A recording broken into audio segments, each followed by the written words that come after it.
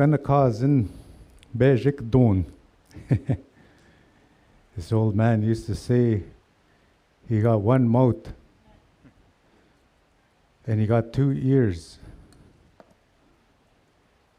And he said, try not to gego ojibige ke panekara o akenziba. This one old man used to say, don't write it down all the time. But all this that I learned came from writing. The majority of it, I should say. Okay. Bob can't light a fire. Oh, that's better. That's better. Language. So if we were in the Survivor, me and Bob would be out. And Daryl would save us. Thanks,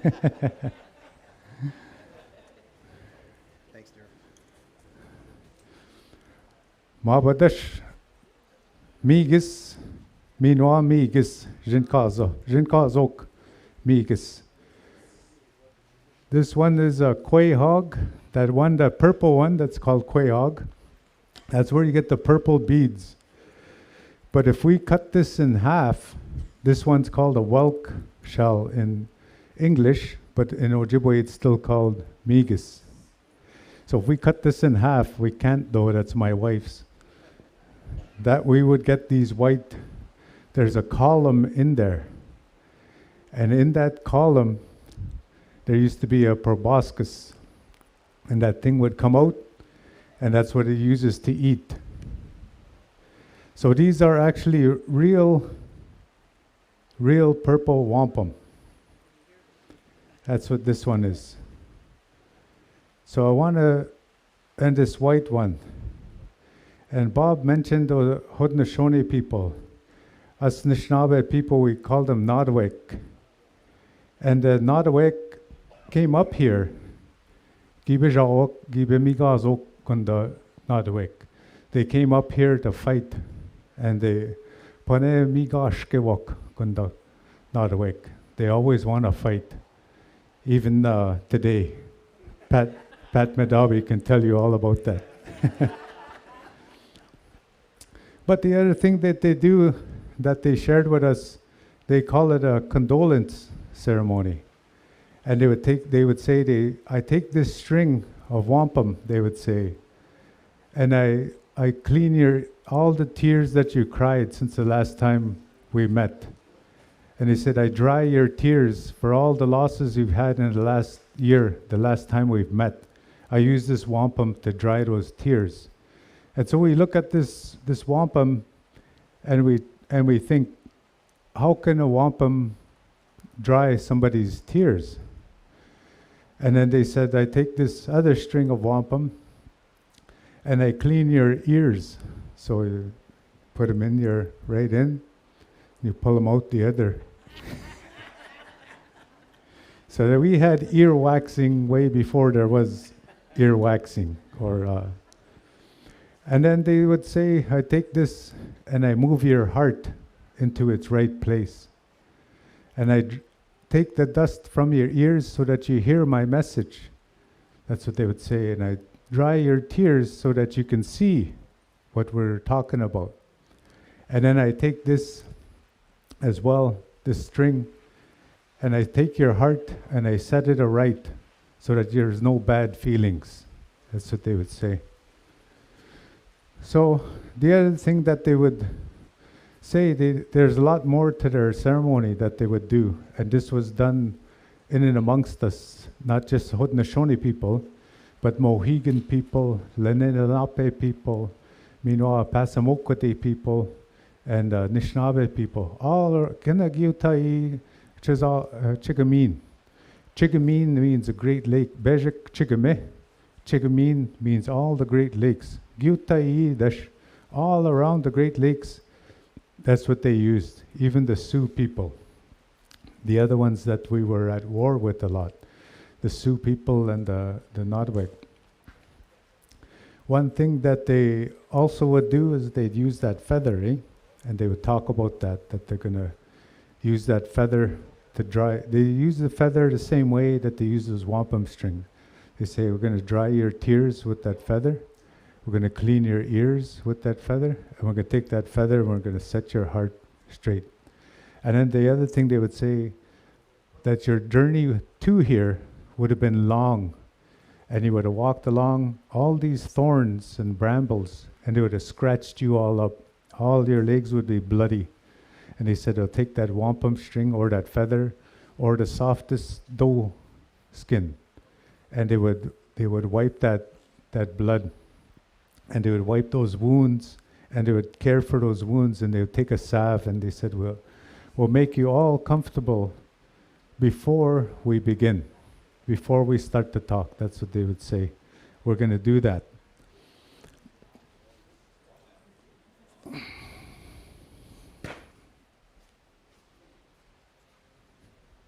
And then there's lots. Yeah, again. Well, we need our firekeeper here.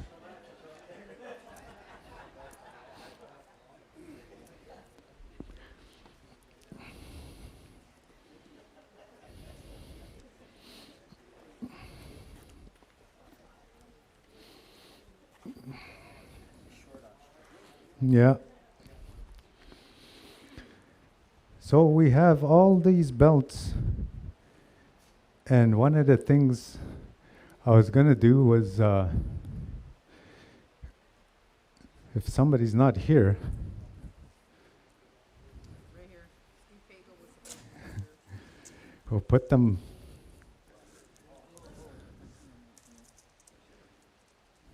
Hang them up. And then they used to hang these up.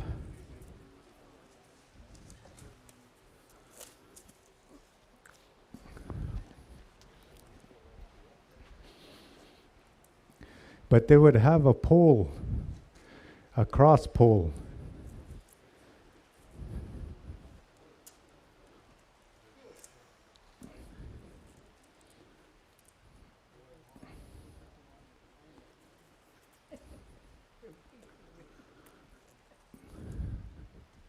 Oops.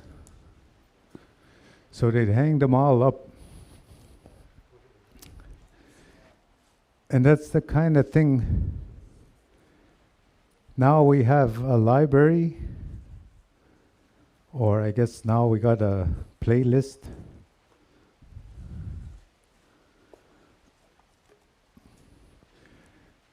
But back then, we used these as our archive. And we used these, and we'd bring them out. And we would talk about them.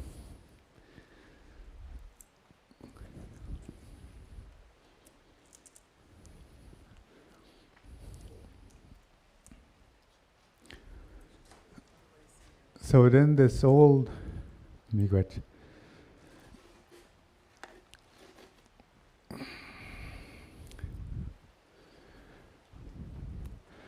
Our older belts were, of course, our older belts didn't have the alphabet and they didn't have numbers. But now that's what the Jaganash gave us. They started to put letters on them and numbers. So that's how we know too that they abided by our system. And they combined them, the two of them. So I want to bring these up. And the one thing I want to also talk about that they would do, I read this. This Mohawk chief came up. And when that Mohawk chief came up on the shore, he came up crying. And he was crying and he asked for peace. And he came up to the shore and he's holding all these strings, all these belts of wampum up like this. And he came up to Anishinaabe people to ask them for peace. And he read each and every one of those But when he came up to the shore, on the shore, his canoe actually had a cross beam, so that the cross beam on that canoe, all you saw were these belts hanging on that, from that belt, eh? So when you come across, everyone knew, they saw him, they knew he was an ambassador, that he wasn't to be killed and eaten like what Darrell ancestors used to do. So that's the thing. They'd come up like this, and they would say that they're for peace. And then they would read them, and they set them down on the.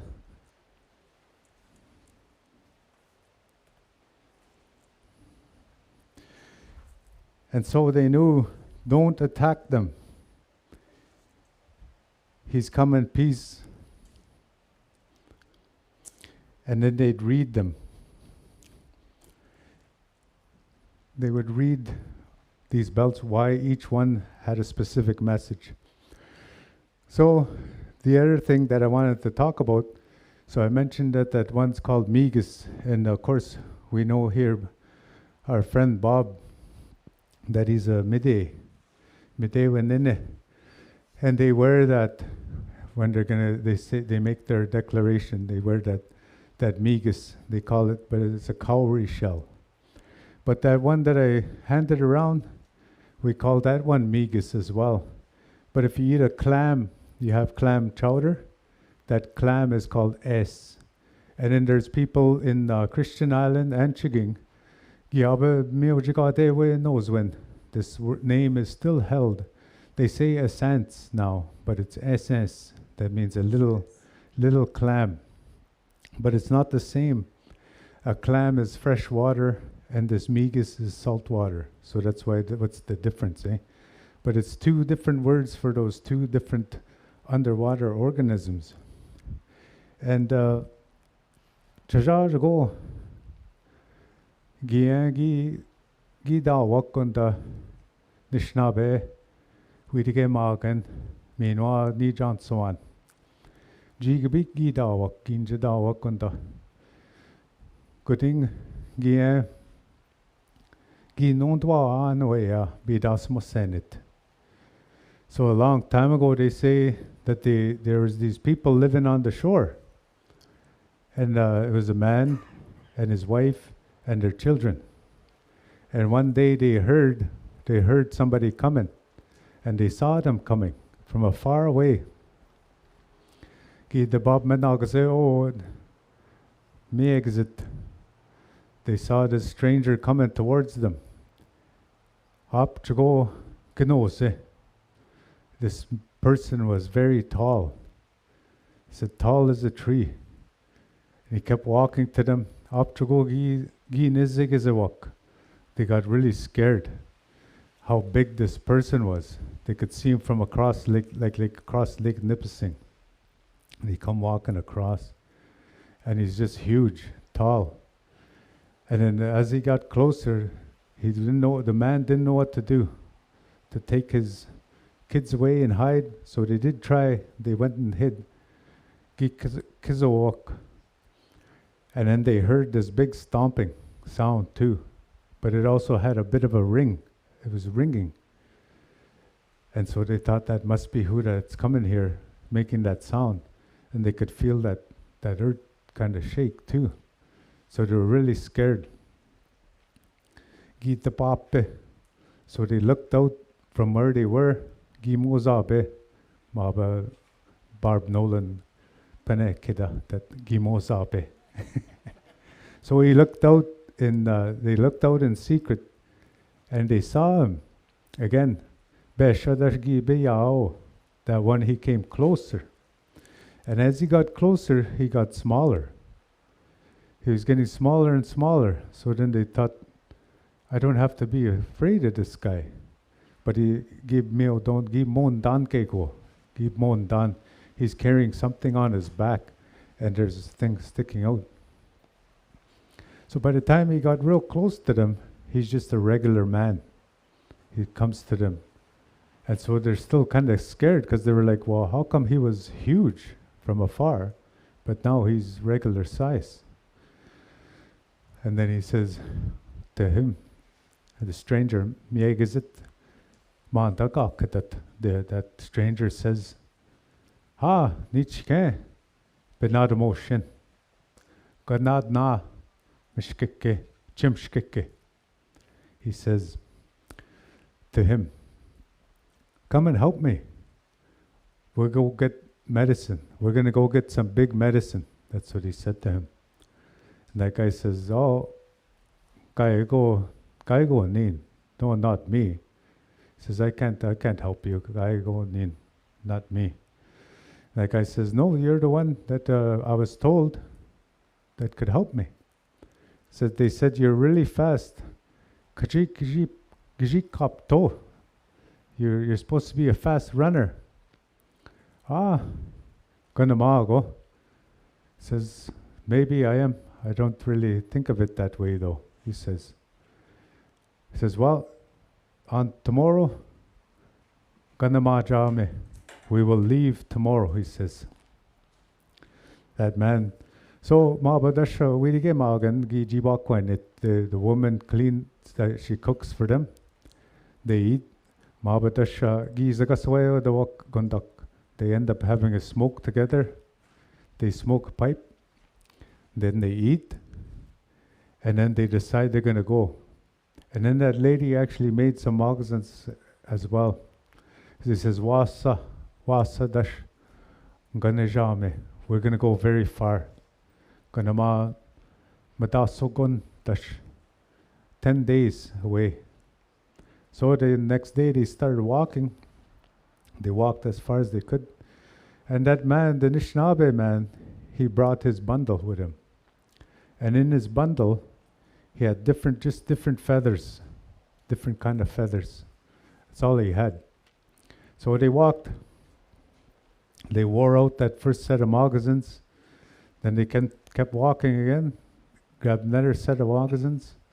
Then on that last day, around 8th or 9th day, I should say,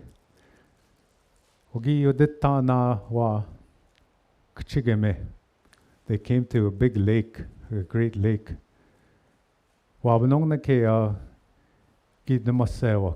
had walked towards the east, and they came to a great lake, but it was actually the ocean.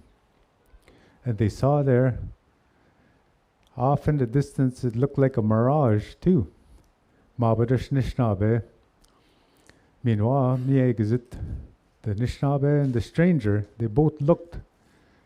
And the Nishnaabe says, oh, Wasadash, the Babandan Waju.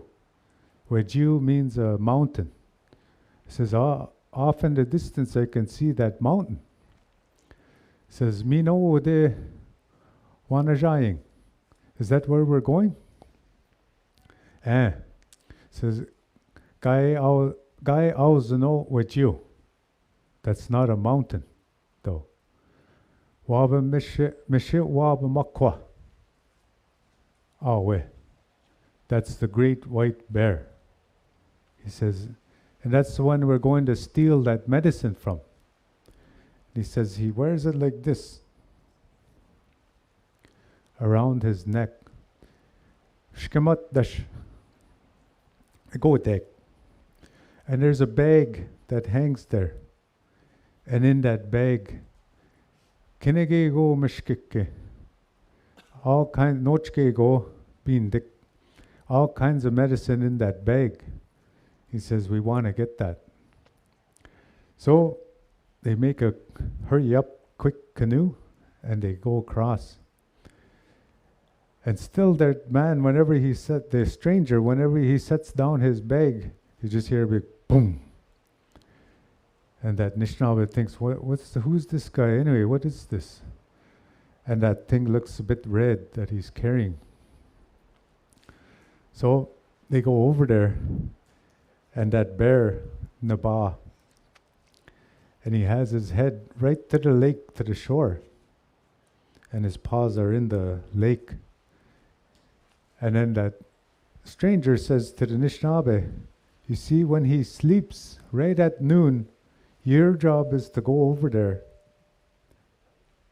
and quietly as you can, without waking him up, take that bag off him. And when you take that bag, then just haul ass back to Nipissing, to the UOI headquarters. And when you get there, he says, jump in the boat and we're going to go right back across and we're going to try and leave this guy. So that Anishinaabe says, okay. So he takes his bag and he has those feathers in there. So this guy, Anishinaabe, goes there and he goes up to that bear, and that bear's the size of a mountain when he gets there. But when he gets there, it's the same thing. That bear shrinks a bit, but he doesn't become the size of a regular bear. He's able to go there though when that bear's sleeping, and he quietly takes that off. But you know, when you're a kid and you're trying to steal your dad's car keys or the bingo change in your mom's purse, then they go. Then that Anishinaabe stopped when he thought he woke up the bear. Anyway, then that he was able to get that bag, and this was around it. This was the strap. And then he started running, and he has his own bag, and he's got this bag, so he put two of them over, wearing them cross each other, like this. He had another bag this way. So he starts running. He's got two bags. And then he hears that bear get up. And he just starts thinking, oh, I got to go faster. So he reaches in his one. Mi wepigim kadekeya. Bipigi wazesgi bejamek. He throws that feather up. He says, when I fasted as a young boy, he says that American Kestrel came and blessed me. He threw that feather up. And he went really fast, because that's what they also called a pigeon hawk. And he took right off, fast as he could. And then that bear, but as that bear, he looked back, he saw that bear grew, got big again. He started going after him, started chasing him. And then that power of that feather ran out, so he grabbed another one. Threw that up, and then that's that hawk, and he flew again, fast again. Kept running. He saw his buddy over there, the stranger in the boat. He saw that stranger in the boat, and he had Gyabe Bejik Be Migwan, and there was just one more feather in there. He says, "Mi whippy." Gi makadeke ya, ki new, gi bejamek, gi bejuenemik. He threw that feather up as that golden eagle, and then he just went really fast. But then that power ran out too. That bear still chasing him, but he jumped in the boat. He made it to the boat. Then the boat started paddling that canoe. Then that bear thought otherwise, and he just started drinking up all that water. And as they started paddling and paddling, that current they started getting pulled back, and as they paddled and paddled, they couldn't get anywhere. And they were getting really close. Finally that stranger says to the Anishinaabe, okay, he says, when we get really close, that bear is going to come. He says, when we get really close to that bear, he says, you pull your paddle down and we'll swing around. He says, but you stay, that Anishinaabe was in the back, you stay and you don't let him see me. He says, okay. He says, until I tell you to turn, then we'll turn. So sure enough, they were getting sucked back towards that big bear, and he's sucking all the water out of that lake, and they're just being drawn. Finally, what he pulled out, he opened up his bag that he was carrying, and he pulled out Bogamagan Jinkade, that's war club, Misquabic Eshtigadik. It's made of copper, he's got a big copper war club. And then that's when they're getting closer and closer. He says, "Aho!" So he puts that down, and they swung right around. And that stranger grabbed his war club, hit that bear right on the head, knocked him out, hit him again, but then all the water come rushing. And then they got pushed right across the lake, and that big bear was knocked out. They went all the way across the lake. Then they got to the other shore. Then they ran back home. And then when they got back to his wife and kids were, that's what they did. They meanwhile dash pwagan gizagaswawak gizagaswedowak gunda. They smoked, and then that woman cooked again, and they ate. And then that man opened that bag, and they had all those medicines, and they put they put down a blanket, and they put all those medicines out. And then that one, he says, "Okay, this half is yours, this half is mine." And he took that belt. This was what they were after. And he gave him half that belt, and he took half, and he says, "This half is mine, this half is yours." And he says, "Mi gisapikkan one." This is what is called a wampum belt. That's what that fella said to the Miegazit gi nan Nishnaben. That's what he said to the Nishnabe. Then he said, "Kin dash Odawa Gadishna Kanago." And then he says, "Nin dash Nadawe and Dao." He says, "Me, I'm a Nadawe, you are Odawa." And that's when they first together they went and got that wampum belt. And so like what Bob was mentioning, that people always think of this as being a Haudenosaunee only, but in our story, it was a Haudenosaunee and a Anishinaabe that went and got this from the Great White Bear. And the Great White Bear wore it. So the Englishmen were the ones that called this a wampum belt, but the French, they called it collar, and a collar is a collar. So this is how they knew that they would wear it. So when we call it a belt, it's not the right word. And then the Anishinaabe call it a pikkan, and that's pikkanan are the reins or a harness, and your tump line. And so that's what this would be. How they used to call that pikkan. You take something out of the bush, you put it on a tump line, or you put it here, and you carry something, a heavy load out of the bush, and that's what it is. And so what they called that, why they call it that, I think, nobody told me this, I just made this up like I always do, is that the burden strap, this is a burden, it's the message. The words that are carried on this belt, that's the burden to be carried. That's why it's called that pikkanan. That's what's heavy about it. So I just wanted to talk a bit about that one first, to say how I ended up coming to learn a bit more about these wampum. Because when I started out, like Bob said, people were saying to me, we didn't have wampum. Anishinaabe never had wampum. That's a Mohawk thing. Why are you trying to be like a Mohawk? But if you look at it at the east end, it's the Delaware and Passamaquoddy and Mohegan people that were the ones that actually harvested the quail shells and the whelk shells, and then the Haudenosaunee started to trade for that, and then they're the ones who made it into its more elaborate forms. So some of you have seen this one. They call it a dish with one spoon.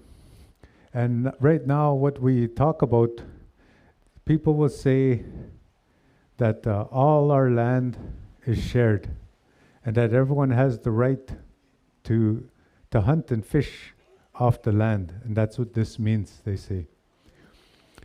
And that, to me, that's largely true. in Wachan Bejik Tuscarora Rick Hill Jinkaza. I visited this one fellow named Rick Hill, and what he talks about is that the rules or the laws of this wampum is that you don't dirty it, you don't break it, and you make sure there's enough for everyone. You don't empty it. That's what they say of that, this dish with one spoon.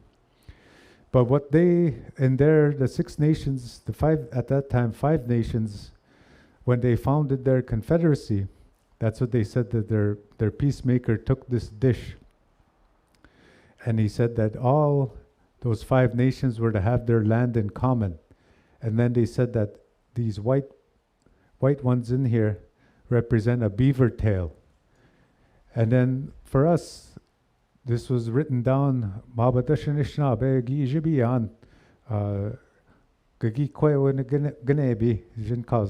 this fellow was named Peter Jones. He wrote it down too. And he said that the Haudenosaunee gave a belt in the shape of a dish, and this was given at the east end of Lake Ontario. And they said that what the dish means is that everyone was to be able to have their game in common, but that in the middle of that dish were beaver tail. And they said beaver tail was the choicest piece of the meat to have. So what I think that means for us, especially north of Lake Ontario and Lake Erie, that the Haudenosaunee recognized that we have the first cut, the first choice of the meat or the tail. We get first cut at the tail. So that beaver tail apparently used to be a delicacy. And when you think about this a bit more, that beaver tail, to me also, when we got to think more about it symbolically. What does that beaver tail mean? And then of course, if ever you've been out in the bush and you've been on the water, then you hear that. They know you're around, and they're warning other people, there are other beavers, that somebody's around. And if you fast, and then they give you that sign too, they're telling you that they're going to help you, whenever danger's around. Or then the other thing is, of course, this is what they use to propel themselves. This is what they use to swim. So there's more. I'm trying to learn more. Like when I grew up, my dad was a farmer, and then he was a carpenter, and then he was a lumberman, a bushman, but he wasn't a trapper. So I wanted to talk to trappers to see what the beaver tail means to them, and how they use that, if they had any special ceremony that goes with it. Because like when you hear people talk about the moose bell, when they harvest the moose, then they have to do something, hang that bell up. I don't know if they used to do that with this beaver tail. So I think there's more to it, why it's a beaver tail. Like why isn't it the hind quarter of a moose or the hind quarter of a deer or in this dish? It's an actual beaver tail. So we have to think about that more. What is that? Why is it that? What does that mean?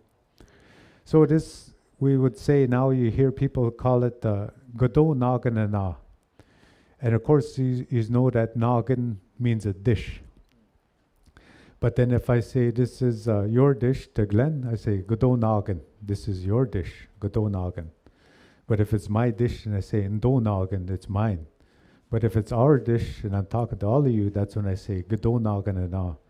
But if there's a Jaganash out there, then I say Godot Noggin and na, but not yours. It's ours, but not yours.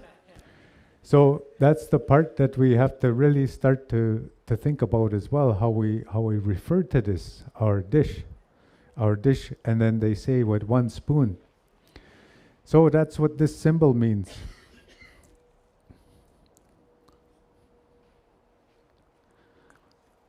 What I had read from Peter Jones again, and he talked about this, and what people called this belt before was Yellowhead's belt.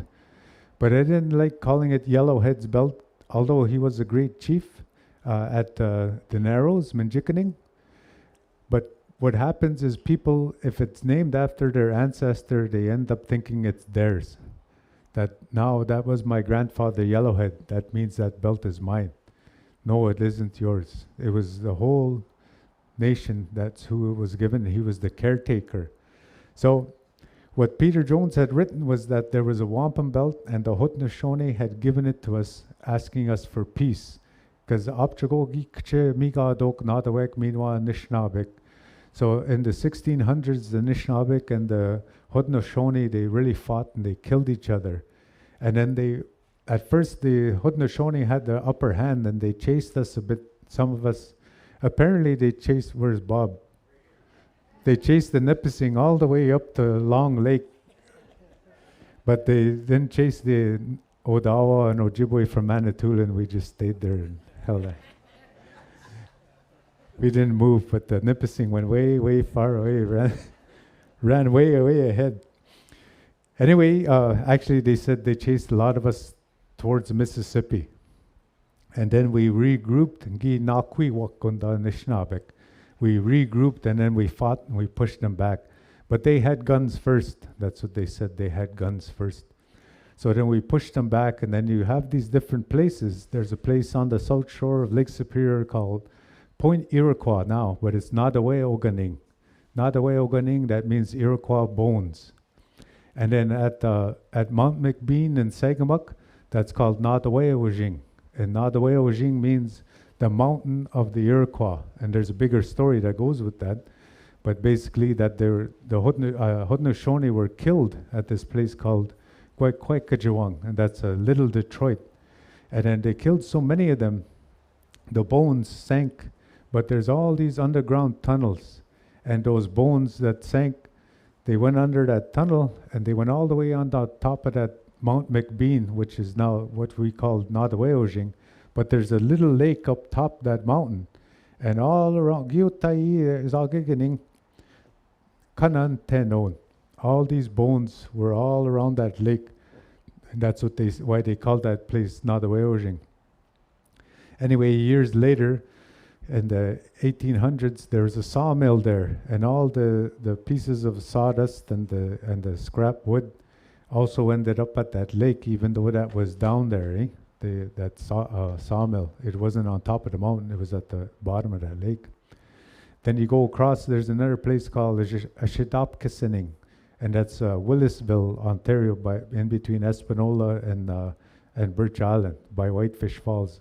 And it means it lies connected there. And there was another place where the Anishinaabeg and the Haudenosaunee had fought, and where the Anishinaabeg had a victory. And then you go further down again, of course, you go to Nadawasaga, what they call Nadawasaga or Wasaga Beach. Nadawezaga, some say Nadawezaga, where the Nadawe appeared.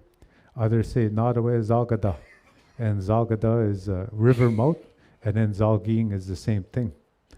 So we pushed them all the way south, they say. Miwipi, Gimigadok, Gimat Migadawat, Nishnabek Minoa Haudenosaunee. They say that when they were fighting, it wasn't just a physical battle. We weren't just duking it out hand to hand, man to man, mano to mano. It was actually a spiritual war as well. And they said that this was from the Perry Island people, Perry Island Nishnabeg, Wasak Sing the Nishnabe, the Gita Bajama, that they said that the Nadawe thunder was matching the Anishinaabe thunder. And these thunderbirds were fighting, and they were at the mouth of the Credit River, Lake Ontario. So they're fighting, the Anishinaabe and Haudenosaunee are fighting a Gitkamikdash. Gitkamikdash Migadawat. They're fighting on top of the land.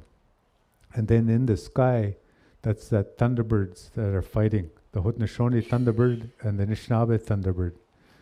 And then that's when the Anishinaabe, they called that one that lives under Lake Superior, they called him Gindamaanoa, that one to come and help. And so he came swimming along, he went along Georgian Bay, then he swam under those tunnels, then he came out at the mouth of the Credit River and he jumped right up and he grabbed that Haudenosaunee thunder and he brought him down and he was able to kill that thunderbird.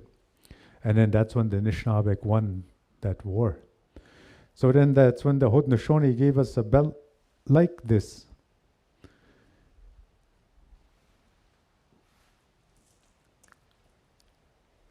So I want to explain my reasoning to you.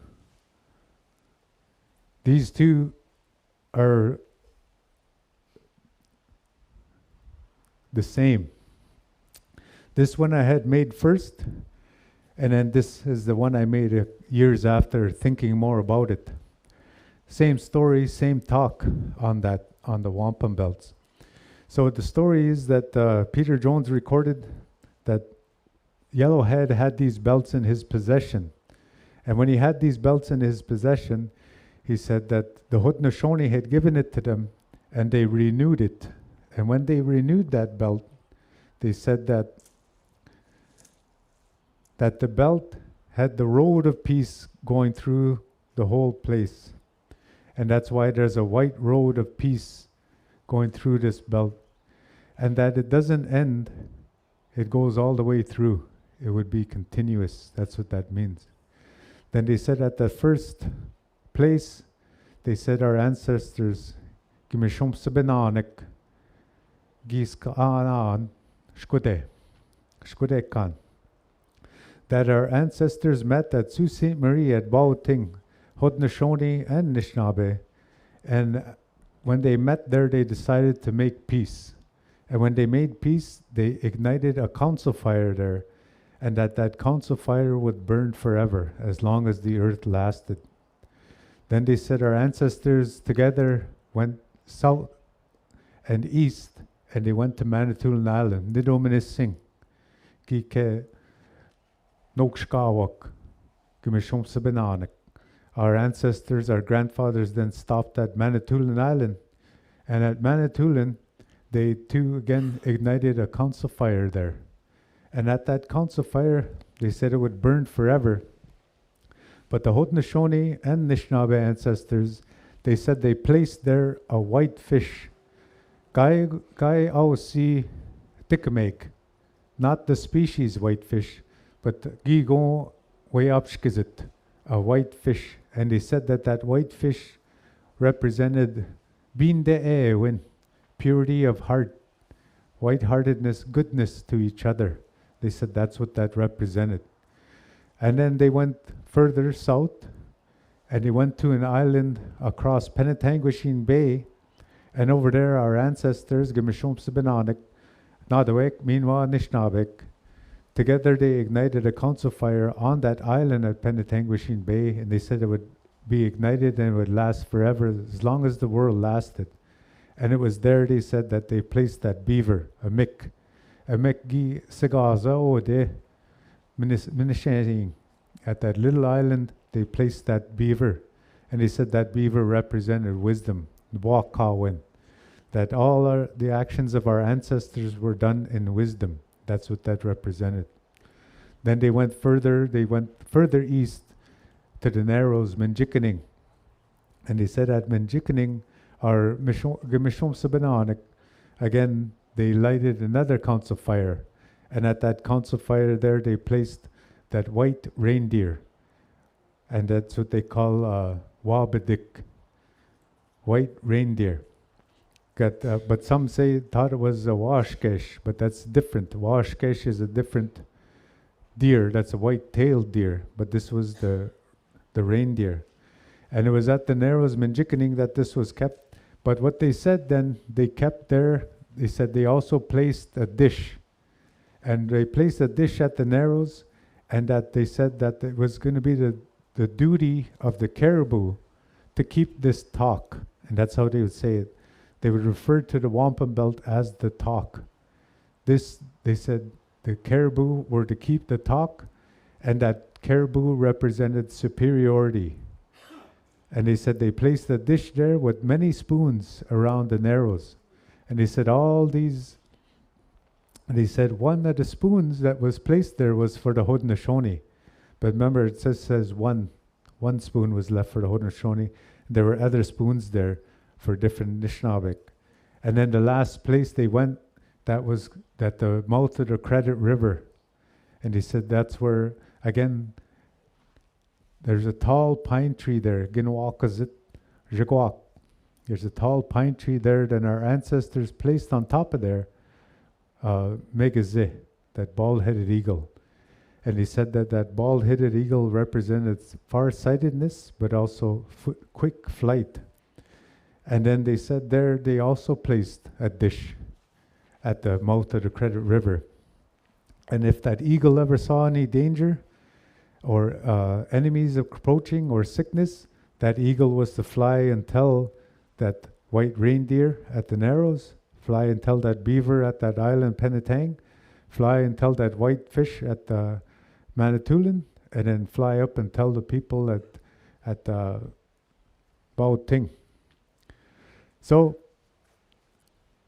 I reread what Peter Jones had written, and he said there's a white line that goes through that wampum belt. So we got that right. Then he said there's representations of wigwams every once in a while. So I was looking at this. I had my friend there, Ken Miracle, make this. And Ken Miracle is a faith keeper with the Longhouse, and he's a wampum maker. When I asked him to make this, he said, we represent nations with diamonds. And that's what, when you see a diamond on a wampum belt, it means a nation. And then another Mohawk told me that when you put that equilateral cross in there, it means it's a fire. So this was a council fire, and council fire.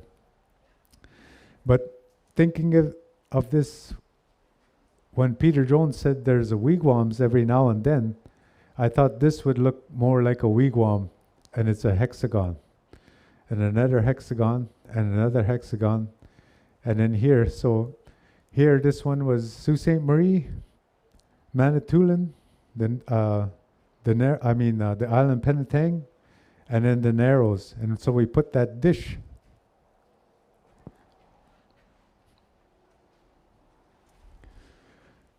So I had him put that dish there, and that's the one at the Narrows, and then that's the dish at the Credit. So you see it's different here. So I wanted to show them that how it's different and how I made it. I shouldn't say I made it. I told Brian Charles, my buddy Anishinaabe from Georgina Island, how to make that. And then he, here's the one the Haudenosaunee made. So that's how I thought the story could be represented, and it serves as a mnemonic device. When you see the symbols, then they are to evoke something for you that you would associate with the talk. That's how our ancestors did it. So you see that belt that I'm passing around just has one line, one white road of peace. And they would say that when it's purple, it means war. And when it's white, it means peace. So when you make a white road of peace, that's that one that goes all the way down. But if it's just one road, it means that you can easily veer off the road of peace, and then you'd be in trouble. But if you had three, you had more, the road is wider. So you could go further here and there without actually getting in trouble. So the peace was broader. So that's why this one here is that.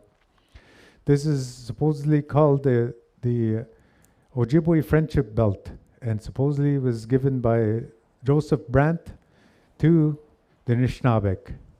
And here you see, instead of diamonds or hexagons, it's a rectangle. And that rectangle is a mat. And that's how we talked about our country. Our country, they would say, back in the old days when we would travel, that when we travel, we would carry our mat.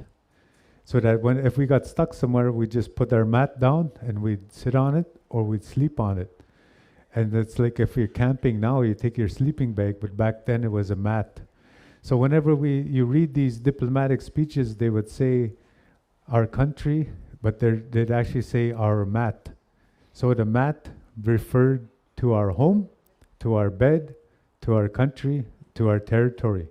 So what that belt that I'm passing around there is the Haudenosaunee mat and the Anishinaabe mat. and there's a wide road of peace between the two. That between those two territories, our peace is so firm and so wide settled, you'll have a safe passage between those two. So a rectangle represents your mat.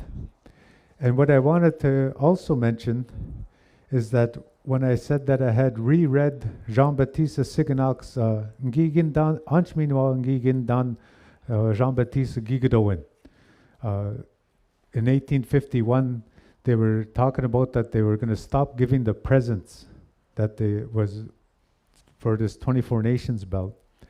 The British government said they were going to stop giving the presents, so they went to Jean-Baptiste Siganak, who used to keep these belts and to recite them. Anyway, what he said was, long ago your ancestors said, and it was Sir William Johnson, he said, I give you this mat, it is a mat of peace, and he's referring to the belt. So the belt also was referred to as a mat. And he says that the British had said at that time, I don't want your whole mat, I just want the eastern corner of it, meaning the eastern seaboard. So that was how they talked about the territory, that the whole territory was their mat, your home, your bedroll, your country, but that the British just wanted a corner of it to rest on. This belt is supposedly, the original is in the Pitt Rivers Museum in Oxford, England, and they said that it was collected from the Huron-Wendat. And the Huron-Wendat were our allies after the Haudenosaunee killed them and dispersed them. But what the French did, they wanted to extend their territories, so they, along the Detroit River, they wanted to make a settlement there. So they said, here, this top Lego piece looks like a Lego, and that looks like Lego here. That's two French castles. And he said on either side are French forts, but they said all along the Detroit River, this white part, this is all the country, and it's white because it's all held in peace. But this square, they said this one represents the Huron-Wendat village, and in this square represents the Odawa village, and in this square the Ojibwe village, and this one the Potawatomi village. So that's 4 villages. So a square represents a village, but a rectangle represents a mat and the country. But the other thing that they said is why this is all white is that when that person can hunt in that Potawatomi's territory, and that Potawatomi can hunt in that Odawa territory, that Odawa can hunt in that Ojibwe territory. So they held all this land in common, just like that dish with one spoon belt.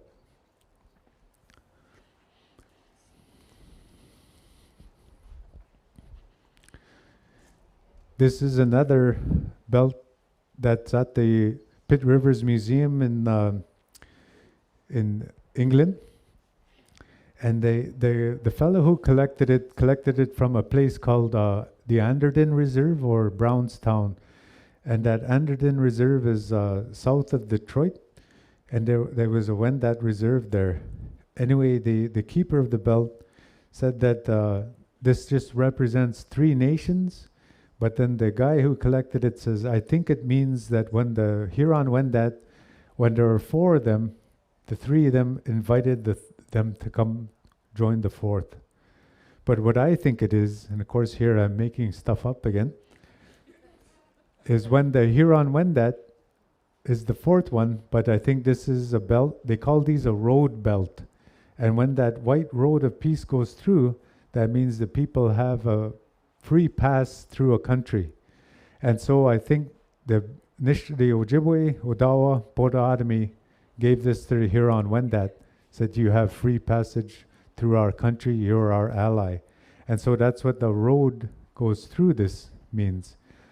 And so I think this is what this is Ojibwe, Odawa, Potawatomi, and that the Huron-Wendat have a free passage through. So one thing that I wanted to research some more is that place called Brownstown. And in the late 1700s, Brownstown was known as the Council Fire of the Western Nation. And the Western nations included the Huron-Wendat, Ojibwe, Odawa, Potawatomi, the Fox, Sauk, Miami, the Wheeze, even the Sioux. So it had all these different nations there.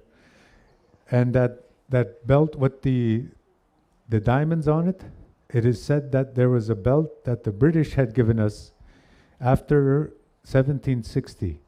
And they made a belt, and they said it was about a foot width, and they had a diamond on it. And that diamond, the first diamond represented the British nation. Then the second diamond was when the Shawnee joined it. And the Shawnee, when they joined it, that diamond, then the next one was the Lenni Lenape people. They joined it. And then the Mohegan people. And each one that came, they put a diamond in that belt. And they said the belt itself, after a while, because it had the Mohegan, the Lenni Lenape, the Shawnee, the Ojibwe, the Odawa, the Potawatomi, Miami, Illinois, the Wheeze. And it had all these diamonds in there, about 16 diamonds.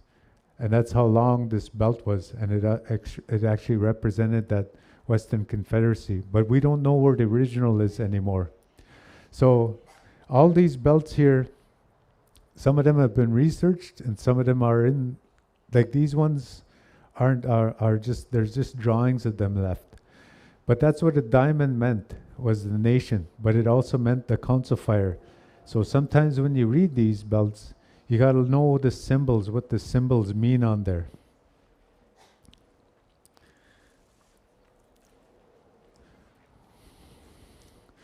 So if you noticed, up till now, what I've been doing is I've been talking like this, pointing them like this.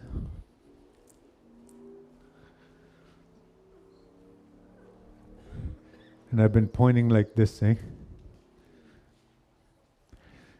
Then what the British did, the British introduced numbers and they introduced letters. So now we read them left to right, like how they write in a book. So they changed our orientation from this to this on our belts. So I was recently, 2017, I was in the court case. I was in the court case. And the Crown, the province and Canada didn't want to recognize this as evidence. And even though they're the ones that made it, they're the ones that made it, and they're the ones that gave it to us.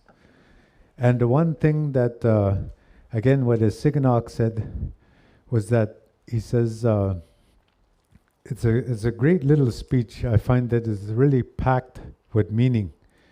He says, it was long ago when the British first arrived here, Bidigushnoat Jaganashak Bagamshki.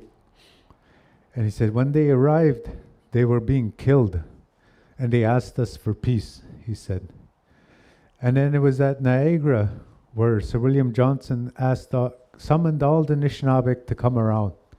And they all came to Niagara, Niagara being the appointed place to meet. And he said that when he put this belt down, that Sir William Johnson said, these are my words, and this is your mat. It's a mat of peace. And then he said, on this mat, he says, I don't want the whole thing, I just want the eastern corner. And he said that, Siganock said that when Sir William Johnson told our ancestors about the British, he said, long ago, Sir William Johnson said, long ago, my ancestor, he says, was looking around before he found reason and sense. he looked around and he said all the world was black. It was dark. There was darkness all around. There was no sun. And he said he looked around and he says, my ancestor heard a voice. And that voice said to him, look this way. And he said he turned around and he looked, and it was the east. He didn't know it was the east at that time. He just was told, look this way. And when he looked, he said he saw the color of blood. It was red. He said it was all red where he looked. And the voice said to him, you see this, it's rising red. He says, I want you to remember this. So you wear red. You make a coat of red and you wear it so that you will remember always what I've told you. He says, and then as that went up higher, it rose red and it became yellow. And it shone all over the place. And wherever it shined its light, they said, flowers appeared. And then that's when that voice said to him, this will be the future and the prospect of the British nation. It'll be as brilliant as that sun, and its prospects will be as plentiful as all those flowers that they see. So that's what the Siganok said his ancestor was told by Sir William Johnson. And as they went around, he said to him again, don't bother to look to the south, to the west, or to the north. Always look to the east for your life. So that's what the Siganok said.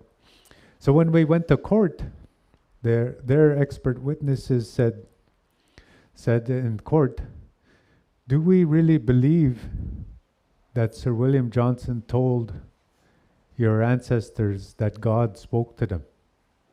That God said, look to the east and look to see that sun rising red, and that you are going to be adopted by the sun as a representation of that. Do we really believe that he was spoken to that way? So they don't believe that anymore either, of their own narrative, their own story of how they started to wear red. And so that's what the Siganok had said in that. The other thing that Siganok said, he says, a pene dash ndojin jitwa ni janis. That's what they were told. I will always hold my hand out to help my child. That's what he said. So, again, and then the other thing that Siganok said, he says, we were told that the British said to us, you will see me take my seat, and whenever I take my seat, I will never be empty-handed. And later on he says, when I extended my hand to you, it was silver. I promised you all this that would shine.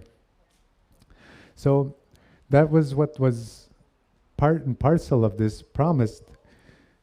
But what I wanted to show to you again is, again, you see that we hold it this way now. We say 1764, and we put the numbers on there. And we never used to use the figures of men. We didn't really do that. We just use geometric shapes. We use a rectangle, a square, a line, a hexagon, and a diamond, mainly.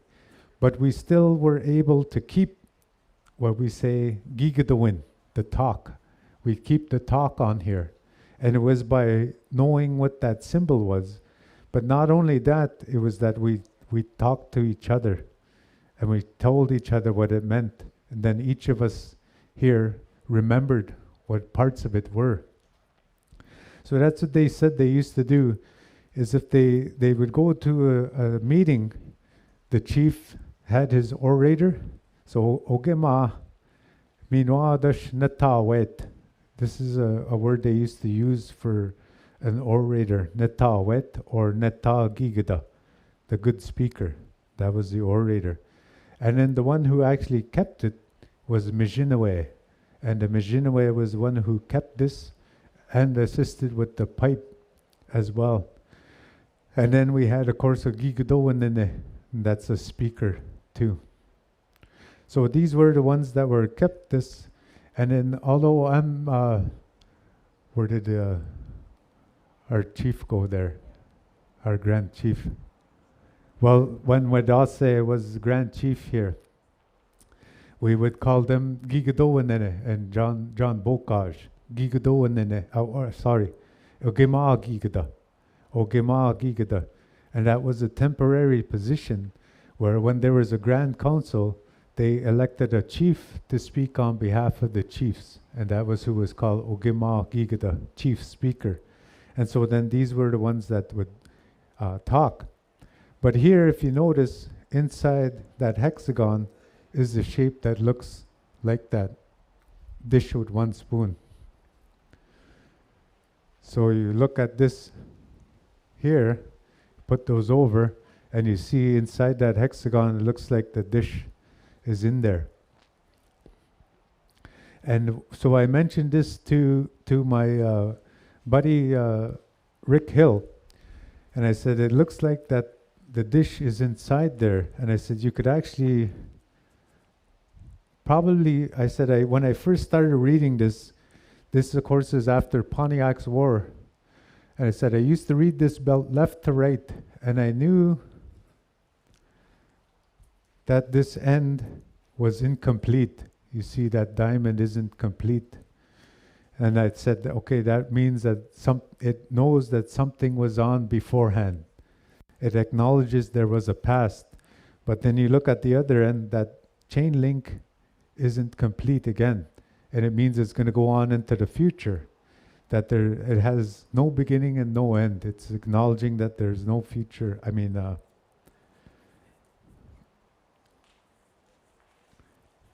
But then Ken Miracle told me that his elders told him, put these two together. And then you got two diamonds that are filled. So then it finishes off that. And then when you finish that off, the two diamonds, remember what I was saying, that a diamond represents a nation. So here, when the Crown in the court case didn't acknowledge this as a document, I look at this document as almost a perfect combination of two symbolic traditions. And here, the symbolic tradition, of course, with the Anishinaabe and Haudenosaunee, is they use the diamonds, the hexagons, and those dishes, and the lines. Whereas the British, they introduced the men, and they introduced the numbers. So the two men, of course, one is the Jaganash and one is the Anishinaabe. And then here, the one diamond is the Anishinaabe and the one diamond is the Jaganash.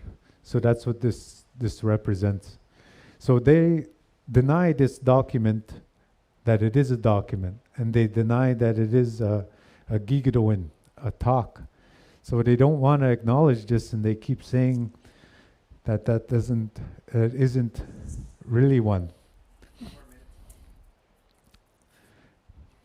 Put him to work so he doesn't talk to me. Get the microphone out of his hand. So if they don't like that one, they don't like this one even more. And this is the one that we call now 24 nations. But here they said, Minwa dash gego kiwa windan ki ik Jaganash egoyin. You who is called the Jaganash, you said one more thing to us. And you said, I give you this ship. Napkwan kaminen. I give you this ship. Kai wika naushkeneseno. It will never be empty, they said to us. That's what they said. And he said, Gishpin Queen Wabin Demek Jichi Babigabedok. He says, if anything is lacking in there, just tug on that rope and I'll know something is missing. And he says, Nga boz ji maning, I'll get in that boat. Banda Wabin Dangego Queen Wabin Demek. And I'll look around in that boat for what's missing. Nga stone dash. And then I'll load it in that boat. And then all 24 of you get together. Wikabedok Gajimanawa. Wikabedok Gajimanawa. then all of you get together and you pull that boat, and you pull that boat back to North America or the rock at Quebec. That's what that other part is. So this is the ship that they gave us, and that ship was full of everything that we'd ever want.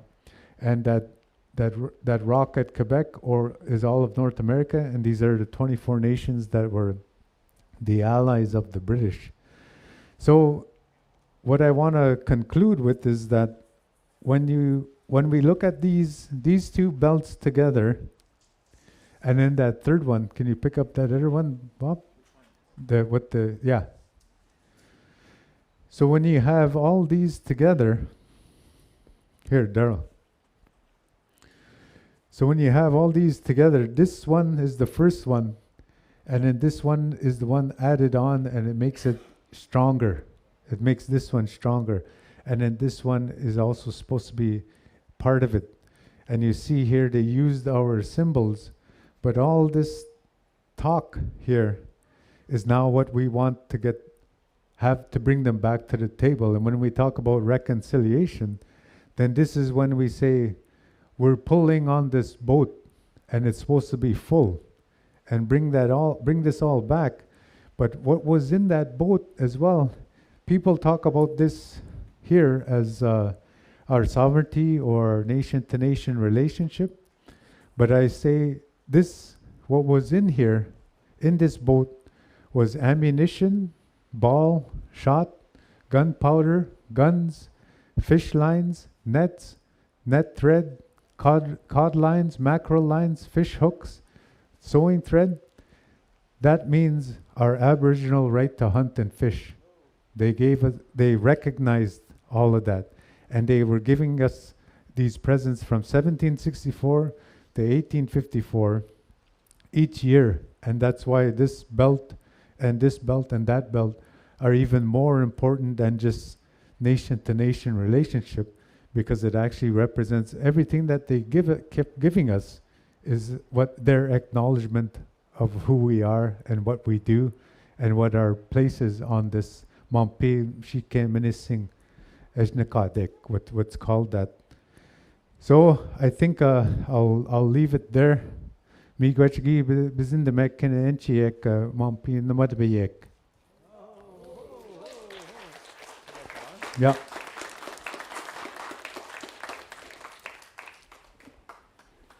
I was going to sell you some ShamWow next when I'm Miigwech Alan, thank you so much for your belts here. Any questions for Alan? I got a quick question for you. How come only one of those characters in this covenant chain belt has a heart, and the one has a hole in his heart?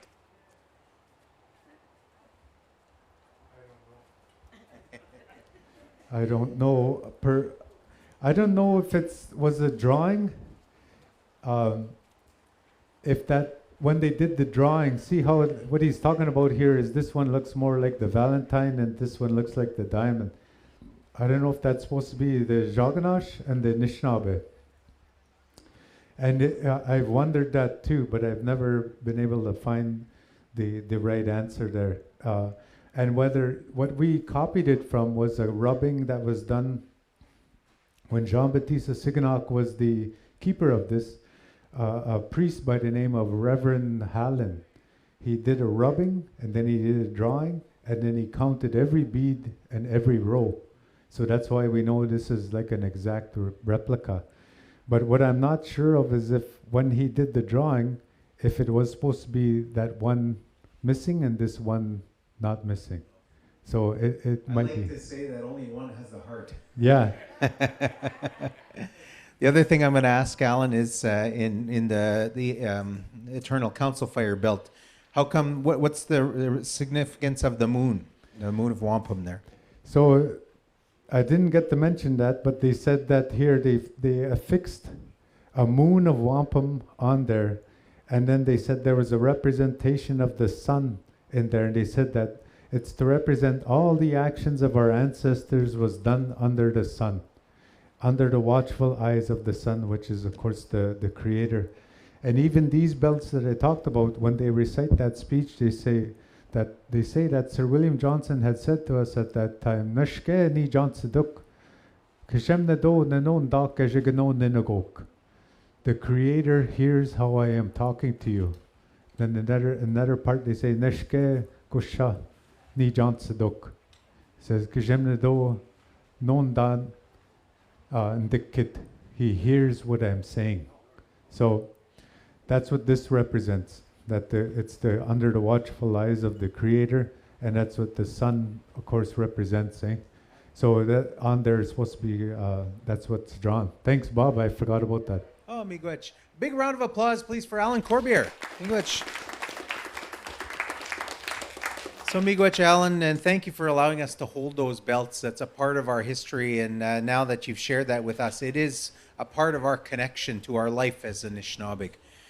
We've got a number of speakers that I'd like to bring forward, and then we're going to take a break, and then we're going to end our afternoon with our head gets it to talk a little bit about that movement forward and where we're going to go with Anishinaabe Gishgat and this vision for this nation. But I really want to introduce these speakers. They're very important to us.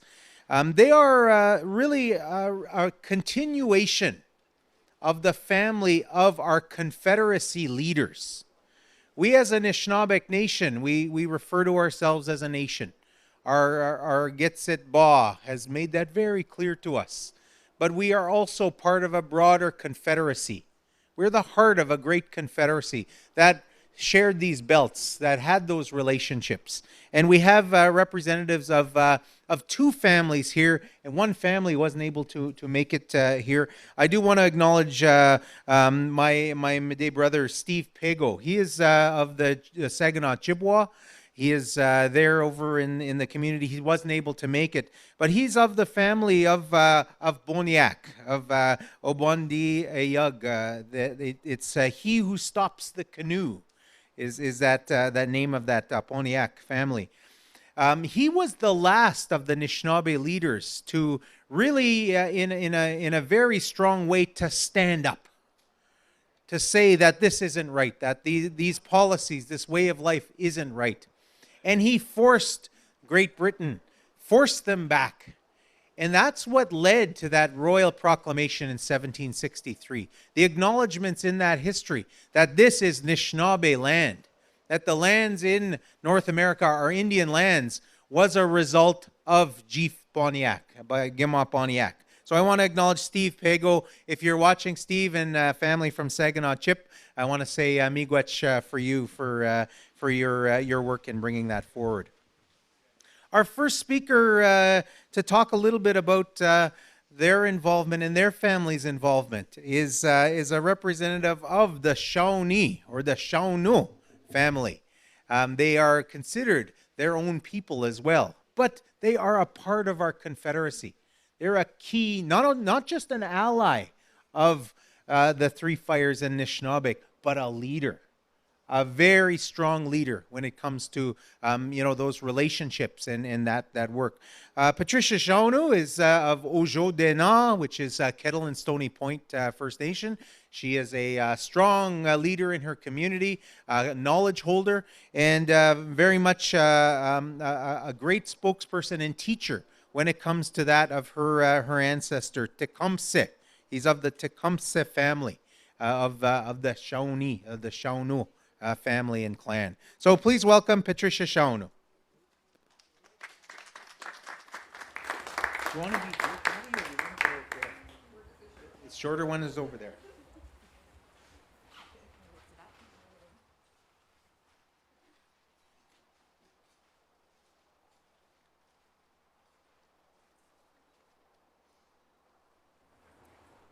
Of course, they don't know how to work this mic. Check. Yeah. No, I'll bring it to you. I've been fighting with that mic all day. This one's better.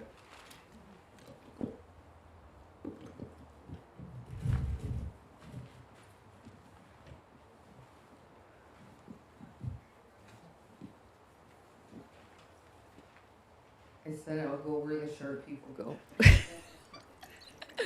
Bojo, Nindoe Maganadok, Kashkate Gnu, Nidijnakaj, Michigan Ododam, Shani Ojibwe, Barawadami Nindao, Kikonong, Wikonong, Ajudana, Nadonjaba, Nijo Medeo, Niswa Ishkodekon, Anishnabeg Odishkodekon, Aju Gamin Medewigonin. My Shaganashi name is Patricia Shanu. I'm a direct descendant of that Ogima, of that Ogichida leader, the one they call Tecumseh. We know that he carried 3 names. Jawalag was his first name. Tecumseh was his second name. And when he was raised to leadership, he was raised under the name of Tecumseh. We know that in our family, at our kitchen table, there were many discussions of his leadership, but it was done in a lot of different ways. The same as most of our families, we had to look along that moccasin ancestral line and find out what our Mishomises and Nokomises left along the trail. And it's always been in our family. It was always the grandfather, the uncle. It was always those male knowledge of what they did and what they did for the people. And I just want to say this before, because I know I only got 7 minutes, and I cut my introduction short, so I'll make my 7 minutes. But I just want to say this because throughout our story as Anishinaabe, our grandmother's voice, our grandmother's story is almost absent. So I know that part of my work as a direct descendant and as that family member, I am to bring forth that voice because they work together. And just as our colonizers have worked so hard to assimilate our people, our young people, they have so many distractions out there. We have lots of work to do. Sometimes it gets overwhelming at just thinking about what they did to us. So I speak from a place in our family and amongst that ancestral line of the past, because there's so much in our past that has not been honored. And for a long time, we heard of broken promises, of the treaties that weren't being honored.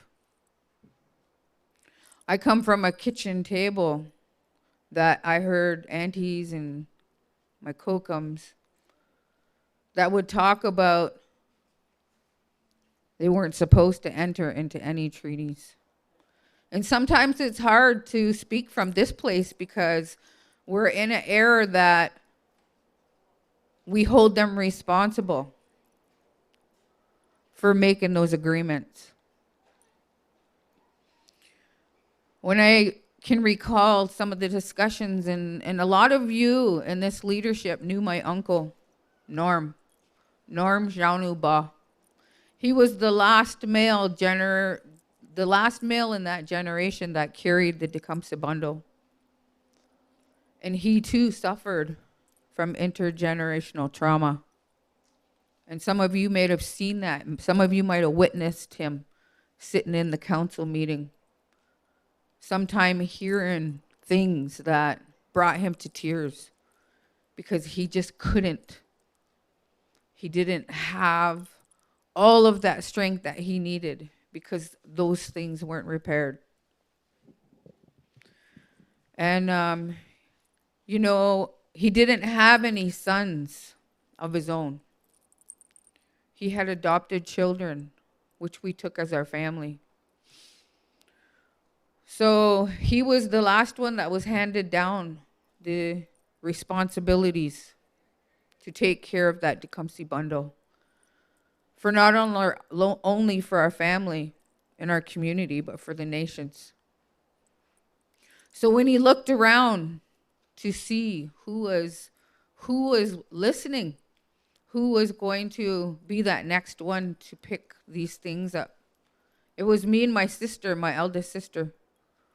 But she passed from cancer a while back.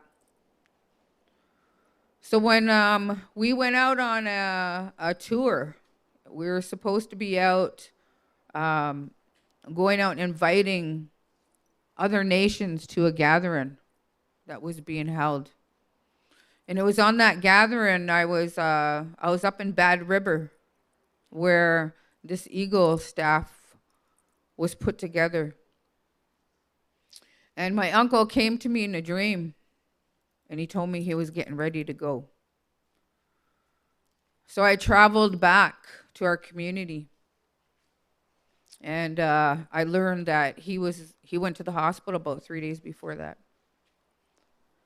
and where I had to come off that tour and be with him and stay with him until he passed. But before he left instructions.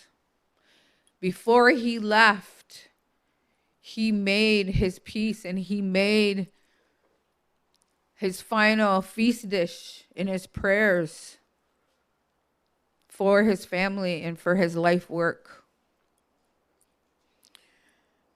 And then I was the one chosen by the Spirit, chosen by our ancestors, that carries that within me, within my heart. And my uncle passed that to me. So I respectfully picked that up. I have done everything what he's asked. I've rebuilt the homestead, the Jauno homestead. And I made an offer, and then I placed it out there. Say it's time for me to pick up that bundle and move forward. So it never amazes me when a request comes to do something. I listen. There's lots of work that's being done over the last few years, and I'm going to leave some of this for my Uncle Daryl just to speak about. But there's a movement that's happening, and a campaign, as you want to call it, that needs to take place. And I would like to think that this will be one of the places that it can start. But as I stand here today, I'm thinking about my community. I'm thinking about all those ones that are gathering today to get ready to do ceremonies, to work for that good Anishinaabe way of life. I'm thinking about them. But I'm thinking about the path, that ancestral line. Now, my family started out east. And the second stopping place, they went south, and their name changed. They became Jauno. And they traveled all the way around, crossing over in that third stopping place. Some went all the way down into the Oklahoma, and then 440 crossed over and came through Bukidjawan, all in that area from Windsor all the way up. So there's lots of parts of our story that, we want to share with you. And the campaign that I'm talking about is not only as our hereditary families from those leaders that are coming together to do this work, but also to step forth among the leadership that is representing all those First Nations. And I'm not going to say too much, but I'd like you to take into consideration what is coming and what we need to do for Anishinaabe people. The relationship that we have with our Creator to protect our lands, to protect our water, to help our men restore their identity, to restore the grandmother's voice. We have no time to be a part of the discrimination that has happened against our Anishinaabe Kwe. Gordon Ba, I remember the last time I stood with him was when we were on the water walk. And I remember what he said. He said, you can't do this without Ogichida Kwe. You cannot do this without Ogichida Kwe. So there's lots that I've thought about when he said that. And I'll continue to put that in action in a good way. So I'd like to leave with you today, out of my 7 minutes, that I really appreciate on behalf of my family and community, to be able to come to the celebration today, to be a part of that. And I look forward to our future work together. Whatever that looks like, I know it has to mean unity, because that's what our relative stood for. He worked at uniting the tribes.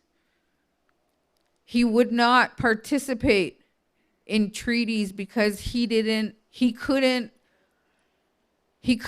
come together and say, yes, I agree on that, because all the nations were not standing there. All the nations that he went to visit, all the ones he was bringing together, they were all not standing there, so he could not sign a treaty. In our family, it shared with us the original treaty that he touched. He put a knife through it. Pretty drastic, but I'm proud of that. But we're in a time where that we have to pick up what we have, and we have to hold them accountable, and we have to continue to fight. Fight for those next 7 generations. Whether you represent the past, whether you're part of this present, we have to ensure that the next 7 generations is going to have clean drinking water. They're going to know their roles and responsibilities as Anishinaabe Nini, as Anishinaabe Kwe. And I'm proud to say that I'm sitting amongst the greatest, some of the greatest leaders, some of the greatest ones that come together to uphold who we are as Anishinaabe. I say, one of the quotes, I've always liked this one. A single twig will break, but a bundle of twigs is strong. Chimigwech.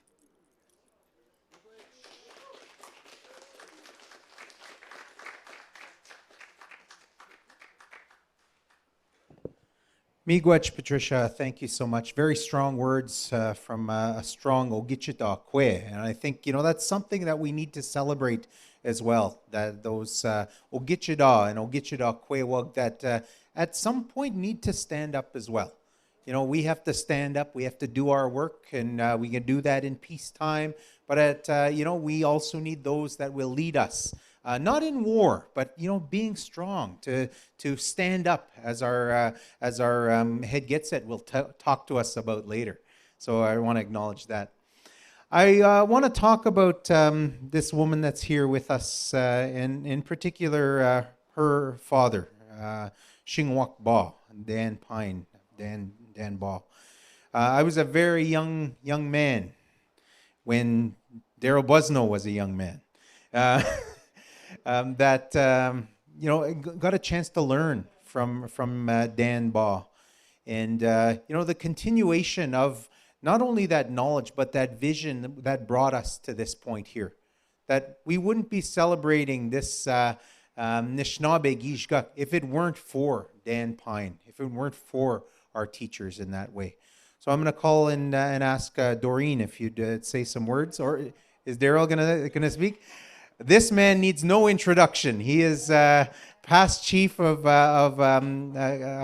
Garden River, board member here at the Anishinaabeg Nation, and he just done so many things in leadership, in providing that good advice and good way of knowing, and is always a good friend and supporter to so many of us. I love calling him a friend. He's a good man. So please welcome Daryl Busno and Doreen Lesage.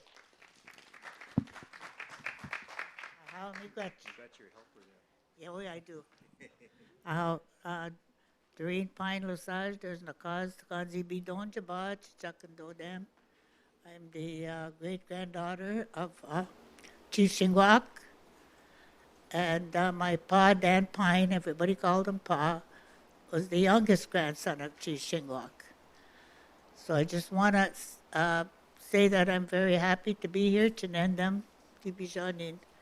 And Daryl, my nephew Daryl, has been a friend and a part of our family for many, many years. I guess a lot of you know Dick Pine, I guess, for many years. And also my dad's nephew, Fred Pine, who was in 2 world wars.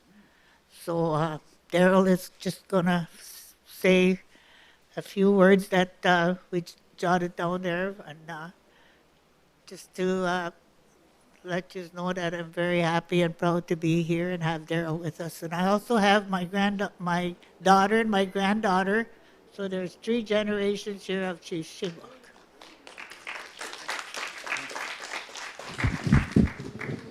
Thanks, Bob. Wayne Bajo, Nandaway Maganaduk, Nita Magabo Indigo, Daryl Busno, Dijnakas, Namedo Dem, Kitigan Zibi Dunjaba, Ojiboy Nishnabe Indao. Let me start off first by thanking the Wandamins family for lending us Gordon for many, many years and leaving many teachings along the trail for us to pick up and use in our ways of knowing and ways of doing. Let me acknowledge all of these sacred items that are here with us, supporting us here today as well. These sacred endowments that are important to us. Our host community, Nipissing First Nation. My wife is from here, so it's a special place for me as well. And for the Grand Chief and the Deputy Grand Chiefs of the organization as well. And my good friend Iyabe Glenhair, our Ontario Regional Chief, always moving, no moss goes under his feet. So it's good to know. And it's a special honor for me to be here for today. Don't know how we actually got on the agenda, but I know they're planning for Anishinaabe Gijigat, and so it's a beautiful day to celebrate this day and to think about all of our people in our communities. In particular, those who are going without, those who have less, those who are suffering, those who are struggling with various addictions, because they're part of our circle as well, and we need to be sure that we're strong enough to help them too. My aunt here, who's also my next door neighbor, asked that I give a little bit about her great-grandfather. He was first known as Shingwak Kos, and then he changed his name he shortened it. Shingwak Kos was Little Pine, and then he changed to Shingwak, which is the pine. And later on, his second name was Sakajaswe, so it's that sun that comes over the hill, the mountain. He was born in 1773, and he died in 1854. He was a warrior, orator, medicine man, and leader of his people. He spent much of his youth fasting. John Askin said, that's your grandfather, said 9 times for 10 days at a time, and he received a tremendous amount of power and knowledge as a result of going out and fasting. He was a member of the Medewan Society, the Wabano Society, and GSCAN, and he was a shaking tent practitioner. A renowned warrior who fought the Dakota Sioux out west in his youth. Fought alongside the British in defense of Canada as a Anishinaabe leader during the War of 1812-14. Signed treaties in the United States and Canada after the war, showing his widely influential he was. He led resistance against the illegal seizure and exploitation of Anishinaabe lands and resources in Upper Canada during the post-war of 1812. And he snowshoed from Kitaghan-Zibi to York, which is Toronto today, in the winter of 1833-34, in order to meet with Lieutenant Governor Lord Colborne, Shingwak's right to protect all the rights to our resources and our rights to hunt and fish recognized by Colborne, as promised regarding education, where he made this petition. He led a force which controlled illegal miners in Mica Bay on the north shore of Lake Superior in November 1849, leading to colonial authorities of Anishinaabe. And that was instigated the Robinson-Huron Treaty of 1850, where he bored a cannon and he loaded it up in a canoe and he wrung it off where there were illegal mining activities going. He signed the Robinson-Huron Treaty of 1850 on September the 9th. The last one, holdout signing, as he thought Anishinaabe should have better demands. They're offering us $4. Shingwak wanted more, and more control over lands and resources at the time. He was part of the Three Fires Confederacy of the Ojibwe, Odawa, and Potawatomi. A confederacy that goes back to a long time in the history. The Ojibways were the knowledge keepers and warriors. The Ojibwe were the largest group, and the Potawatomi lived in the southern tip of Lake Michigan, the Odawa near Mackinac and the eastern shore of Lake Michigan. And this is many things where Shingwak was part of. But part of our special time to be here today is to give acknowledgement to all of the work that's been done. In 1992, the first modern day gathering of the Three Fires Confederacy happened in Garden River. It happened in Garden River. That was the first modern time that people came together.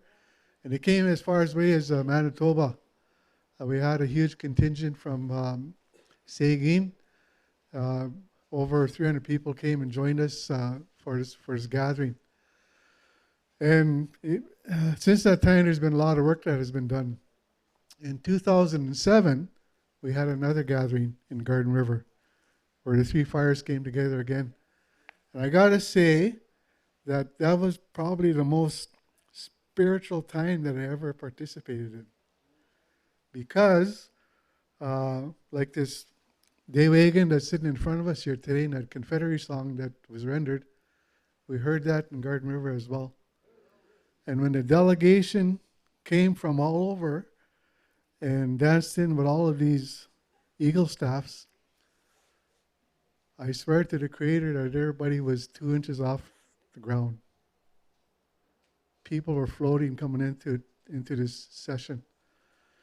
And it was such an empowering moment, especially for young people, because it was very inclusive. Very inclusive. And part of the work that we continue to do through Chief Shingwak's vision is to hold up the Confederacy. And it's part of the work that was left behind as well from Eddie Benton Benet, who led us through a lot of these efforts as well. And you combine that with the work that was done by Gordon Ba and Eddie Bet and B'nai Ba, this is the path that we need to follow. And this is a message that I also heard last week when they had the Grand Council in Thunder Bay. We need to do things differently. We need to do things differently. And the way we do things differently is from those teachings that Alan Corbier shared with us today. All that beautiful history that he shared with us and gave us. It needs to be cultural based. And these stories need to be told by us. This is our story. And it's our history and it's our future. And we need to tell that story. And it's about the restoration, reclaiming, and protecting what our language commissioner, Barb Nolan, talks about. That sacred language that was given to us by the Creator. It's all part of the rebuilding of the Three Fires Confederacy. And we need to feel it from the heartbeat of the drum. We need to feel it from the heartbeat of the drum. So that big drum, the little water boy drum, and all of those other sacred endowments need to be part of the work that we need to do. We know that also that it is pending that next year there's going to be another gathering. And this goes back to the dream of our brother Gordon Ba, to have this clan gathering that is relevant to the Three Fires Confederacy. And it still needs to be confirmed, but it is our understanding that that is to take place in Garden River, pending, that decision being made. And I don't think we can speak on behalf of the community, but for sure we can commit the chief to say that yes, this is something that we'd certainly be looking forward to do. And I think that this is really going to strengthen the work that is being done here and is being done across Anishinaabe territory of what we need to do to restore our true sense of government.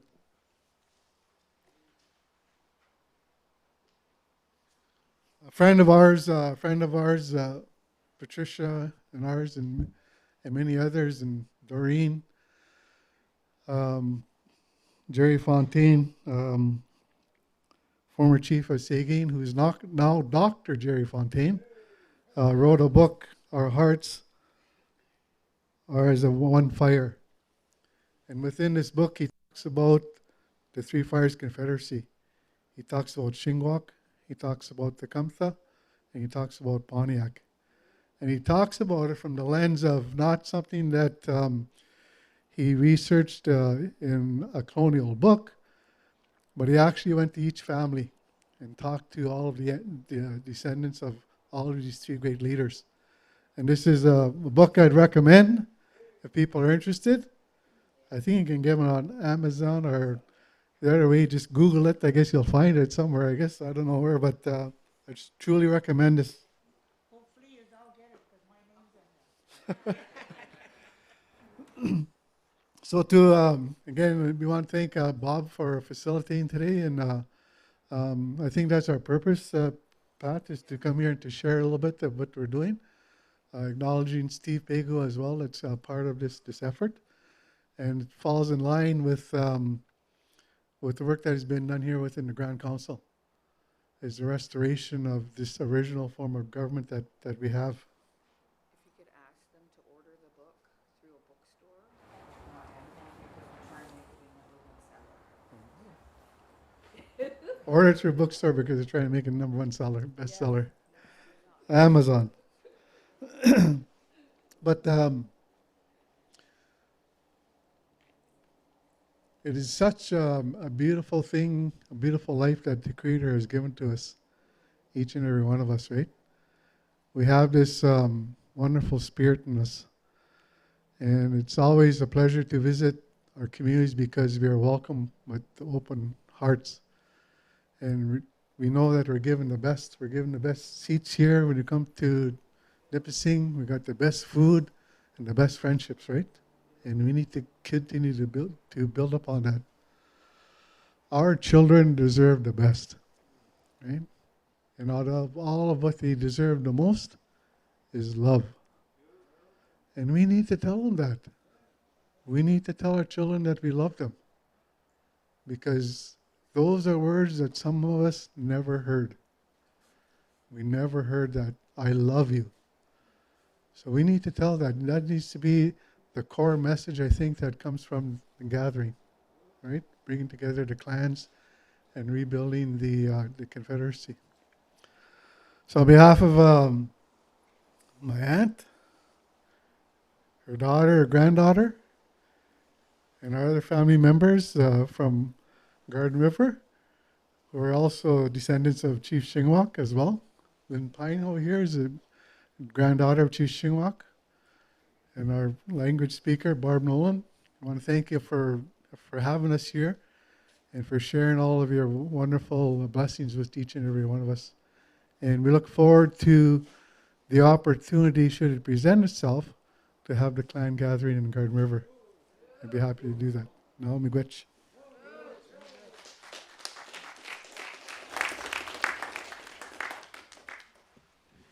Daryl, I love you.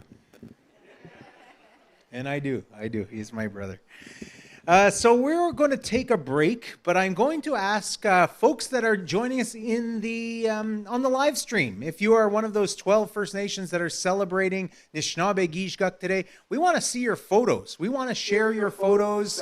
We want to see them on Facebook. Send them. We're going to ask you to email them to news@anishinaabeg.ca.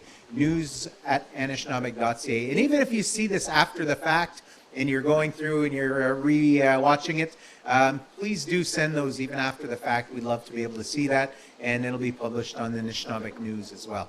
So let's take a 10-minute break. We are a little bit behind schedule, so we're going to ask everyone to come back at 3:45, so quarter to the hour. So enjoy your break, and then we'll see you back with our Head Gets It coming up. Miigwech.